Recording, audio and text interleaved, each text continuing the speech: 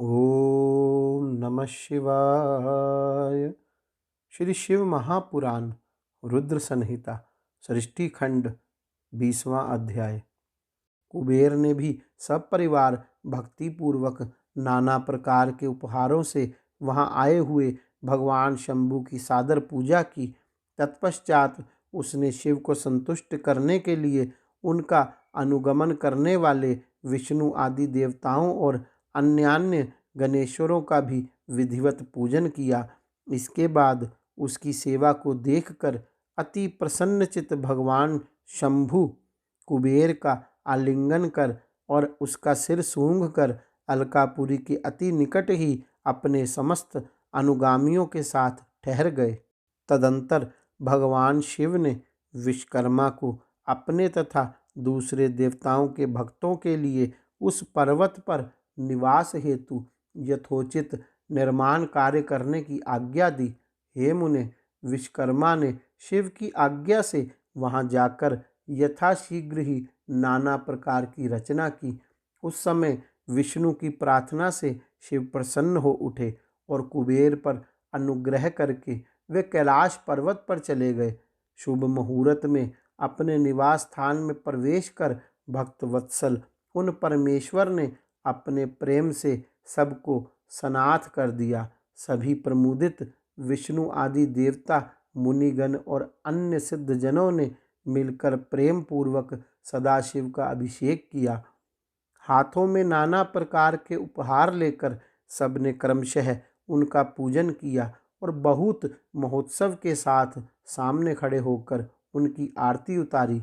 हे मुने, उस समय आकाश से मंगल सूचक पुष्प वृष्टि होने लगी और अत्यंत प्रसन्न होकर गान करती हुई अप्सराएं नाचने लगी। सब और जय जयकार और नमस्कार से सुसंस्कृत शब्द गूंजने लगे। उस समय चारों ओर एक महान उत्साह व्याप्त था जो सबके सुख को बढ़ा रहा था। उस समय सिंहासन पर बैठकर भगवान सदाशिव अत्यंत सुशोभित हो रहे थे और विष्णु आदि सभी लोग बार बार उनकी यथोचित सेवा कर रहे थे। सभी देवताओं ने पृथक पृथक रूप में अर्थ भरी वाणी और अभीष्ट वस्तुओं से लोक मंगलकारी भगवान शंकर का स्तवन वंदन किया। प्रसन्नचित्त सर्वेश्वर स्वामी सदाशिव ने उनकी स्तुति को सुनकर प्रेम पूर्वक उन्हें मनोवांछित वर दिए। हे मुने, अभीष्ट कामनाओं से परिपूर्ण प्रसन्नचित्त वे सभी देव, मुनि और सिद्धजन भगवान शिव की आज्ञा से अपने अपने धाम को चले गए। मैं भी विष्णु के साथ प्रसन्नता पूर्वक चलने के लिए उद्धत हुआ। तब श्री विष्णु और मुझको आसन पर बैठाकर परमेश्वर शंभु बड़े प्रेम से बहुत समझा अनुग्रह करके कहने लगे।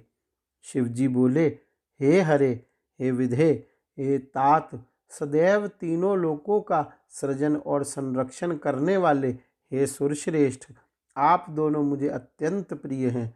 अब आप दोनों भी निर्भय होकर मेरी आज्ञा से अपने अपने स्थान को जाएं। मैं सदा आप दोनों को सुख प्रदान करने वाला हूँ और विशेष रूप से आप दोनों के सुख दुख को देखता ही रहता हूँ। भगवान सदाशिव के वचन को सुनकर मैं और विष्णु दोनों प्रेम पूर्वक प्रणाम करके प्रसन्नचित्त होकर उनकी आज्ञा से अपने अपने धाम को लौट आए। उसी समय प्रसन्नचित्त भगवान शंकर निधिपति कुबेर का भी हाथ पकड़कर उन्हें अपने पास बैठाकर यह शुभ वाक्य कहने लगे। हे मित्र, तुम्हारे प्रेम के वशीभूत होकर मैं तुम्हारा मित्र बन गया हूँ। हे पुण्यात्मा, भय रहित होकर तुम अपने स्थान को जाओ, मैं सदा तुम्हारा सहायक हूँ। भगवान शंभु के इस वचन को सुनकर प्रसन्नचित्त कुबेर उनकी आज्ञा से प्रसन्नता पूर्वक अपने धाम को चले गए। योगपरायण, सब प्रकार से स्वच्छंद तथा सदा ध्यान मग्न रहने वाले भगवान शिव अपने गणों के साथ उस पर्वत श्रेष्ठ कैलाश पर निवास करने लगे।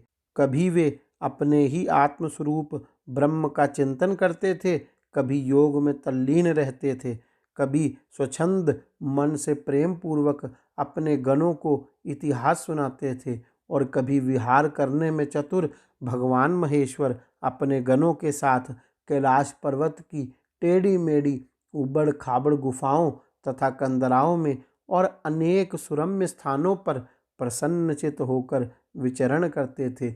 इस प्रकार रुद्र स्वरूप परमेश्वर भगवान शंकर, जो नाना प्रकार के योगियों में भी सर्वश्रेष्ठ हैं, उन्होंने अपनी उस पर्वत पर अनेक लीलाएं की। इस प्रकार बिना पत्नी के रहते हुए परमेश्वर सदाशिव ने अपना कुछ समय व्यतीत करके बाद में दक्ष पत्नी से उत्पन्न सती को पत्नी के रूप में प्राप्त किया। तदंतर हे देवऋषि, वे महेश्वर उन दक्ष पुत्री सती के साथ विहार करने लगे।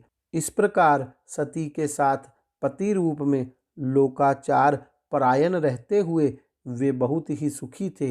हे मुनीश्वर, इस प्रकार मैंने आपको रुद्र के अवतार का वर्णन कर दिया है। मैंने उनके कैलाश आगमन और कुबेर के साथ उनकी मित्रता का प्रसंग भी कह दिया है। कैलाश के अंतर्गत होने वाली उनकी ज्ञानवर्धिनी लीला का भी वर्णन कर दिया है, जो इस लोक और परलोक में सदैव सभी मनोवांछित फलों को प्रदान करने वाली है। जो एकाग्रचित होकर इस कथा को सम्यक रूप से पढ़ता है अथवा सुनता है, वह इस लोक में सुख भोग कर परलोक में मुक्ति प्राप्त करता है। इस प्रकार श्री शिव महापुराण के अंतर्गत द्वितीय रुद्र संहिता के प्रथम खंड में सृष्टि उपाख्यान के कैलासोपाख्यान में शिव कैलाश गमन नामक 20वां अध्याय पूर्ण हुआ। द्वितीय रुद्र संहिता का प्रथम सृष्टि खंड पूर्ण हुआ। गौरी शंकर भगवान की जय। ओम नमः शिवाय।